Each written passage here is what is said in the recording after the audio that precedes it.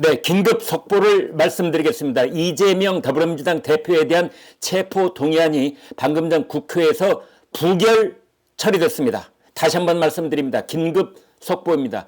방금 전 국회에서 이재명 더불어민주당 대표에 대한 체포 동의안 표결이 있었고 그 결과 부결 처리됐습니다.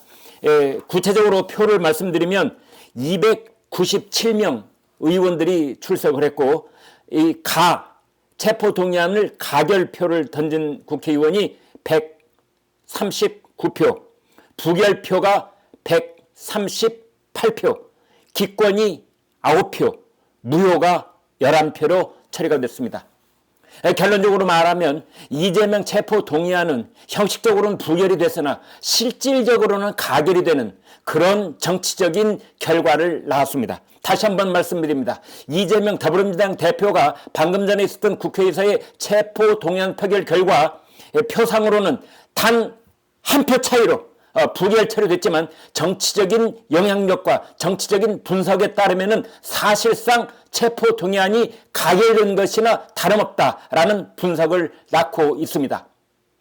오늘 국회의원 출석 여야 모두 합해서 297명이기 때문에 체포 동의안은 국회의원 정원 과반 출석에 출석의원 과반 찬성으로 가결되도록 되어 있습니다. 따라서 국회의원 297명이 출석을 했기 때문에 297명의 과반은 정확하게 149명이 됩니다.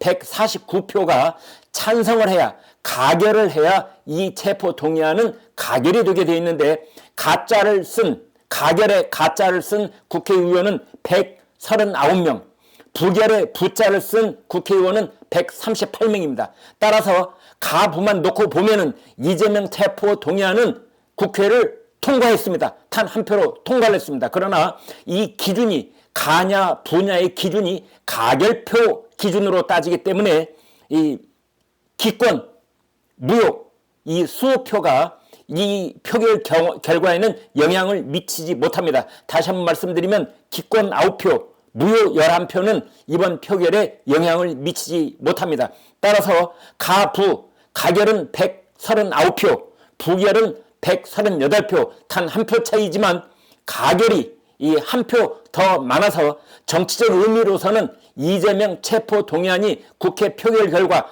통과가 된 것이나 마찬가지입니다. 그렇지만은 국회 법상 이 과반 출석에 과반 찬성으로 되어 있기 때문에 오로지 가결표만 따졌을 때는 과반 149표를 넘지 못하여 부결 처리가 됐습니다.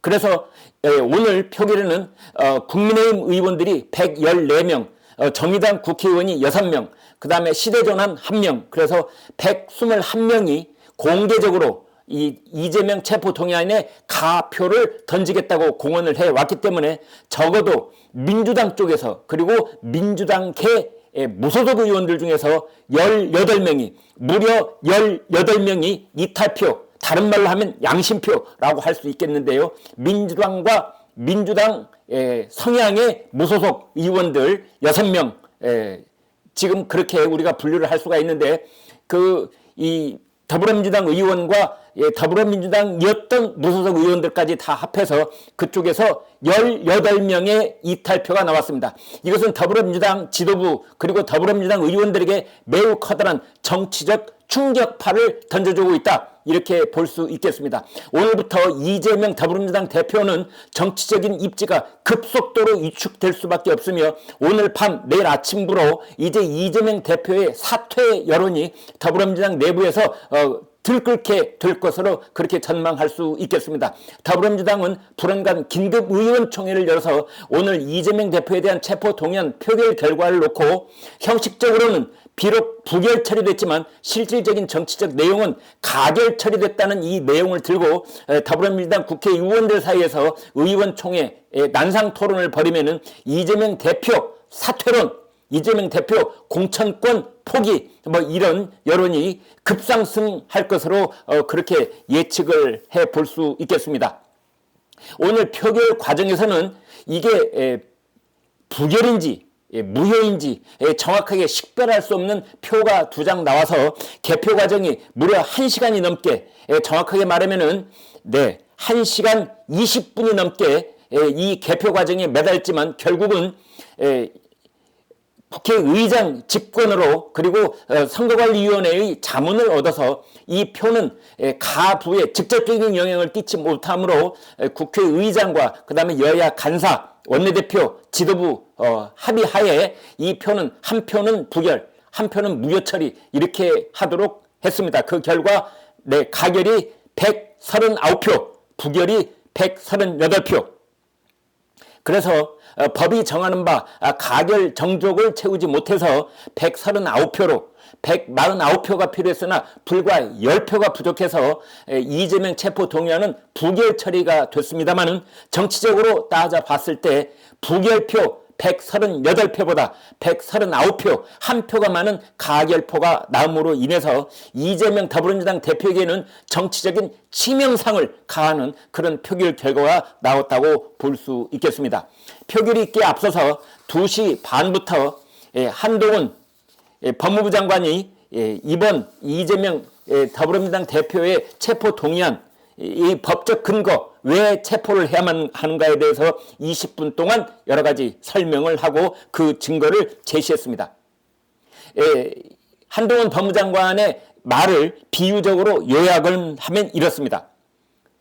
이재명 성남시장은 100만 원짜리 휴대폰을 불과 10만 원에 팔아 넘겼다. 이렇게 요약할 수 있다는 겁니다. 그래서 이재명 성남시장은 10만 원에 팔아 넘겼기 때문에 10만 원을 벌었다라고 자랑을 하고 있으나 이것은 거짓말이요. 사실상 성남시장들에게 90만 원의 손해를 끼쳤다고 봐야 된다. 이런 비유법을 사용했습니다. 다시 한번 말씀드리면 한동훈 법무장관은 이재명 성남시장이 어떤 일을 했었느냐. 대장동 땅이 휴대폰 최고급 사양의 스마트폰에 비유를 해본다면 대장동 땅을 100만 원짜리 스마트폰에 비유를 할 수가 있는데 이 100만 원짜리 대장동 땅을 불과 10만 원에 대장동 일당들에게 팔아 넘겼기 때문에 이재명 성남시장은 자기가 10만 원을 벌었다고 자랑을 하고 있지만 실질적인 내용은 성남 시민들에게 90만 원의 손해를 끼쳤다. 이렇게 한마디로 요약을 했습니다. 그래서 성남시장에게는, 성남 시민에게는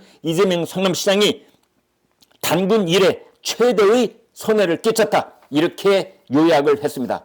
그 다음에 이재명 대표가 신상 발언을 했습니다. 신상 발언을 했는데 그 내용은 어떤 물적이고 구체적인 증거를 내놓지는 못하고 지금까지 했던 이야기를 그대로 고스란히 반복하는 그런 준비된 서면을 읽었습니다. 새로운 내용이 전혀 없습니다. 자기가 했던 대장동 사업과 성남FC 기부금 모금은 모두 다 적법했다. 이렇게 얘기를 하면서 혐의가 없는데 영장이 억지를 부리고 있다. 이런 식의 해명을 했습니다. 다시 한번 속보를 말씀드리겠습니다. 오늘 국회에서 있었던 이재명 더불어민주당 대표의 체포 동의안에 대한 국회의원 표결 결과로는 형식적으로는 부결 처리가 됐으나 체포 동의안 체포를 해야 된다. 이 가결표에 139표, 부결표에 138표. 따라서 정치적인 실질적 내용에 있어서는 이재명 더불어민주당 대표를 체포해야 된다는 동의안 쪽에 국회의원들의 의견이 훨씬 더 많이 결핍되어 있음으로 인해서 더불어민주당과 이재명 대표에게는 상당한 정치적 충격이 가해지고 있다라는 말씀을 드립니다.